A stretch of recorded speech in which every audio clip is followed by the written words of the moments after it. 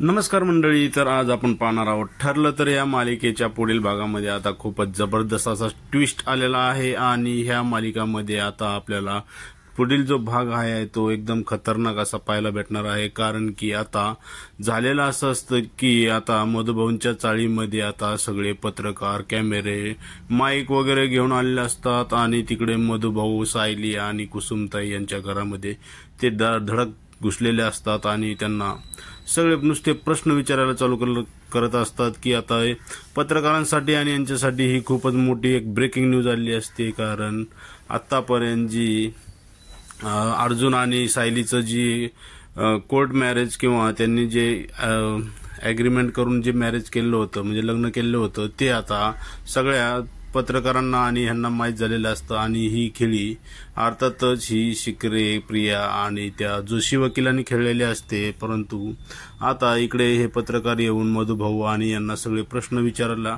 सुरुवात केली असती। तर आता आपण पाहणार आहोत काल जे अर्जुन हा चाळीमध्ये येऊन सायलीची वाट पाहत असतो, कारण अर्जुनला सायलीला पाहायचं असतं, पण सायली काही घराबाहेर पडत नसते। त्यामुळे अर्जुन आता सायलीच्या घराबाहेरच बसलेला असतो आणि त्याला सुचत नसतं की आता आपण काय करावे की सायली बाहेर येऊन त्याला सायलीला पाहता येईल। त्यामुळे अर्जुन तिकडे बघून तिथे बसून सायलीची वाट पाहत असतो आणि आता त्याला तिथे एक मुलगा खेळताना दिसतो। तो त्या मुलाला आवाज देतो आणि बोलवतो। तेव्हा तो मुलगा येऊन त्याला विचारतो, काय रे अर्जुन दादा, तू इथे काय करतोस? तेव्हा अर्जुन त्याला म्हणतो की अरे वा, तुला तर माझं नाव पण माहीत आहे। तेव्हा तो म्हणतो की हो, मला माहीत आहे तुझं नाव, तू तर पतंग उडवायला पण होतास। तेव्हा तो अर्जुन त्याला विचारतो, अच्छा तर तुझं नाव काय आहे? तेव्हा तो म्हणतो की माझं नाव साहिल आहे। तेव्हा तो म्हणतो की वाह, खूप छान नाव आहे तुझं। आणि साहिल, आता तू माझं एक काम कर, तू सायलीला ओळखतोस का? तेव्हा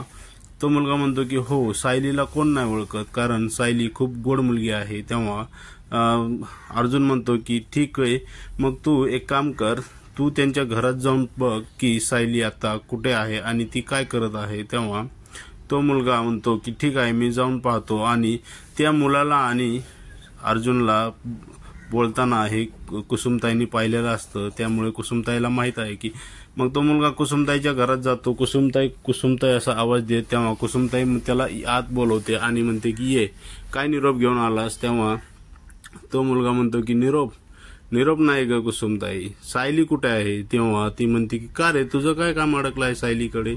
तेव्हा तो मुलगा म्हणतो की अगं माझं नाही, तो जे बाहेर एक मुलगा बसलाय ना, त्याचं काम अडकलं आहे। तेव्हा कुसुमताई त्याला म्हणते की अरे सायली आता घराच्या बाहेर येणार नाही। तेव्हा तो मुलगा त्याला विचारतो, का ग, काय झालं? तेव्हा कुसुमताई त्याला म्हणते की तुला तुझे बाबा रागवल्यावरती काय बोलतात? तेव्हा तो म्हणतो की मला तर माझे बाबा कार्टून पाहू देत नाहीत आणि मला ताकीद देतात की तू घराच्या बाहेर पण निघायचं नाही आणि तू घरातच बसायचं आहे। तेव्हा कुसुमताई त्याला म्हणते की मग असंच सायलीबद्दल पण झालेलं आहे, तिचे बाबा तिच्यावर खूप रागवलेले आहेत, त्यामुळे तिला आता घराच्या बाहेर पडता येणार नाही आणि तिला आता घरातच थांबावं लागेल। तर आता इकडे प्रिया आणि घरातील सगळे मंडळी हे जेवायला बसलेले असतात आणि इकडे प्रिया आणि कल्पना तिला समजावत असते की प्रिया तू रडू नकोस, कारण आता आम्ही सगळे तुझ्या सोबत आहोत। तेव्हा तिकडे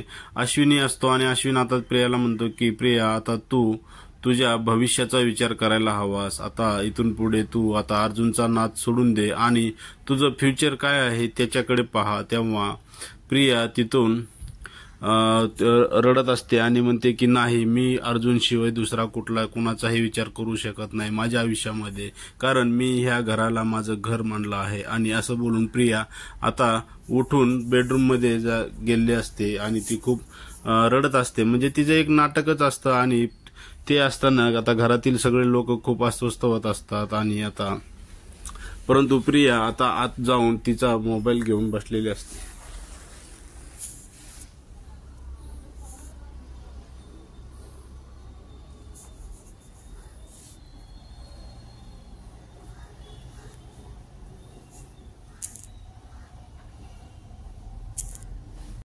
आणि आता इकडे अर्जुन तर प्रियाची वाट पाहत चाळीतच बसलेला असतो आणि त्याला आता सुचत नसतं की प्रियाला सायलीला हे कसं आपण घराच्या बाहेर बोलवायचं आणि कसं तिला पाहायचं. त्यामुळे तो त्या विचारात पडलेला असतो. आणि आता त्या साहिल जो असतो म्हणजे तो छोटा मुलगा, त्याला अर्जुन त्याच्याकडून एक पेन आणि वही मागून घेतो आणि आता अर्जुन तिथे विचार करत बसलेला असतो की आता आपण सायलीला कसं भेटायचं. तेवढ्या तिथे एक भाजीवाला भाजी घ्या भाजी असं ओरडत येतो. तेव्हा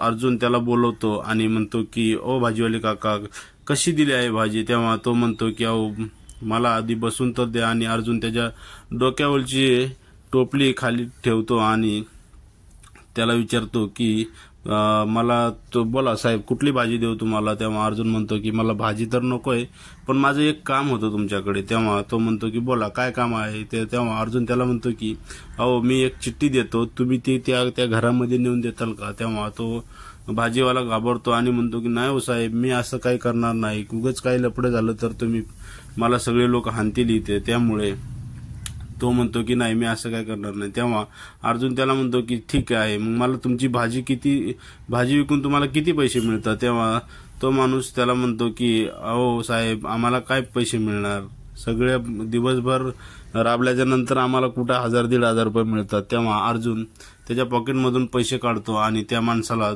देतो आणि म्हणतो की हे घ्या 1500 रुपये, तुम्हाला तुमच्या भाजीचे पैसे मी देतो, परंतु माझी ही चिठ्ठी त्या भाजीमध्ये ठेवा आणि तुम्ही ती त्या घरामध्ये पोच करा. तेव्हा तो भाजीवाला पण खूप हुशार असतो आणि तो म्हणतो की अहो साहेब तुम्ही भाजीचे तर पैसे दिलेत पण ह्या माझ्या टोपलीचे पैसे कोण देणार. तेव्हा अर्जुन परत 1000 रुपये काढून त्याला देतो आणि त्याला सांगतो की हे घ्या टोपलीचे पण पैसे मी तुम्हाला देत आहे, आता तुम्ही जा आणि त्या घरामध्ये भाजी ठेवून या. तेव्हा आता तो माणूस खूप खुश झालेला असतो आणि तो आता भाजी घ्या भाजी असं मोठ्याने ओरडत आता कुसुमताईच्या घरामध्ये गेलेला असतो. आणि तिकडे कुसुमताई ही बसलेली असते आणि तो जाऊन कुसुमताईच्या घरामध्ये भाजी ठेवतो आणि त्यांना सांगतो की तुम्ही आता ही भाजी घ्या. तेव्हा सायली तिथे येते आणि कुसुमताईला म्हणते की बघ कुसुमताई, मला पण जायची गरज पडली नाही, आज घरी भाजीवाले काका आपल्या घरी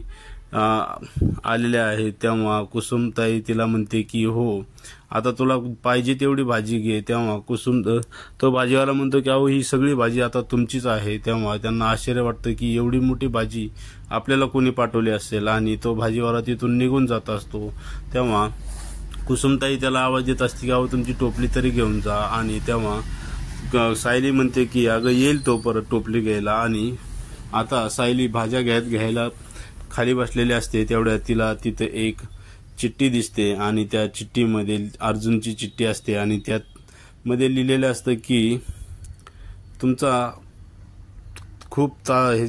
चेहरा ह्या भाजीपेक्षा पण खूप ताजा तवाना आहे आणि तो मी पाहण्यासाठी घराच्या बाहेर थांबलेलो आहे आणि तुम्ही मला तो दाखवण्याची अशी विनंती त्या चिठ्ठीमध्ये अर्जुनने सायलीला केली असते. आणि आता सायली ती चिठ्ठी घेऊन किचनमध्ये जाते आणि तिला अर्जुनची खूप आठवण येत असते. आता इकडे प्रिया ही घरामध्ये मोबाईल बघत बसलेली असते आणि तिला तेवढ्यात अस्मिता ही पाठीमागून आवाज देत असते की प्रिया, अगं प्रिया तू काय करते आहेस. तेव्हा प्रिया उठून गडबडीने पाण्याच्या ग्लासमध्ये पाणी घेऊन डोळ्याला लावते आणि रडायचं नाटक करत बेडवरती बसलेली असते. तेव्हा अस्मिता तिथे येऊन तिला विचारते की अगं तू किती रडणार आहेस. तेव्हा प्रिया तिला म्हणते की मग मी काय करू. तेव्हा अस्मिता तिला म्हणते की मी तुझ्यासाठी काय करू शकते. तेव्हा प्रिया तिला म्हणते की तू तर काहीच करत नाहीस ना, तुला जेव्हा माझी गरज होती म्हणजे जसं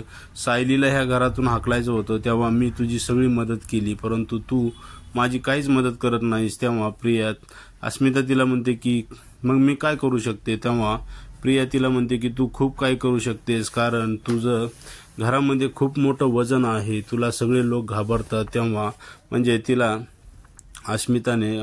प्रियाने अस्मिताला हे हरभऱ्याच्या झाडावर चढवलेलं असतं. तेव्हा आता ती पण खूप टम फुगलेली असते आणि ती म्हणते की आता थांब, मीच पाहते माझ्या पद्धतीने यांना कसं सरळ करायचं आणि कशी सून म्हणून तुला आम्ही ह्या घरामध्ये घेत नाही तेच पाहते. आणि ती आता तिथून निघून गेली असती तर प्रेक्षकांना आता आपण पुढील भागामध्ये जो नवीन ट्विस्ट आलेला आहे की यार मधुभाऊंच्या घरी जे पत्रकार येऊन त्यांना प्रश्न विचारून सगळा गोंधळ उडवून देणार आहे। तर आता पुढील भागात काय होईल याची उत्सुकता सगळ्यांनाच लागलेली आहे। तर तुम्ही सगळ्यात आधी आपल्या चॅनलला सबस्क्राईब करा आणि मग मी लवकरच आपल्या पुढे हा नवीन भाग घेऊन येणार आहे। धन्यवाद।